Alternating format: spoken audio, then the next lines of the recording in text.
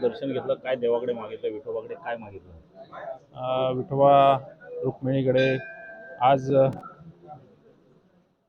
आज आम्ही मागणी अशी केली आहे की कोकणवासियांना सर्व कोकणवासियांची दुःख दूर होत, विनाशकारी प्रकल्प या कोकणातनं जावोत आणि चांगले प्रकल्प, रोजगाराचे प्रकल्प ह्या कोकणामध्ये येवोत, ही मागणी आज आम्ही विठ्ठल रुक्मिणीकडे करतोय.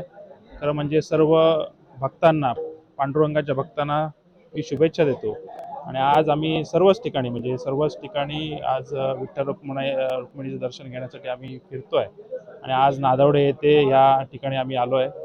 या कोकणवासियांचं दुःख दूर करण्याची मागणी सर्व देवदेवतांकडे आम्ही करणार आहोत आणि त्या पद्धतीने या कोकणातल्या सर्व लोकांची सुख लाभो असं मी या ठिकाणी देवाकडे प्रार्थना करतो. नादवडे सारख्या या ग्रामीण भागामध्ये दिंडी उत्सव सकाळपासून मोठा उत्साह होता.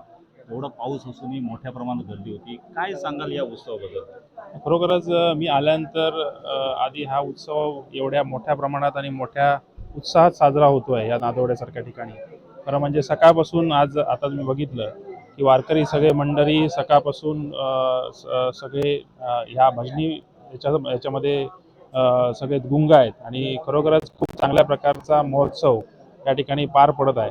नादवड्यासारख्या गावात आज पांडुरंगाच्या भक्तीने हे नादवडे गाव एक ओसंडून वाहत आहे आणि त्या ठिकाणी आम्ही आलो आहे. त्याबद्दल त्यांच्याकडनं खरोखरच मी आभारी आहे त्यांचं की आम्हाला इथे त्यांनी बोलवलं आहे. धन्यवाद साहेब. पांडुरंगाच्या भक्तीने नादवडे गाव हे होत आहे असं नाईक साहेब सांगतायत. सिंदूरपूर लाईव्ह, नादवडे, कणकवली.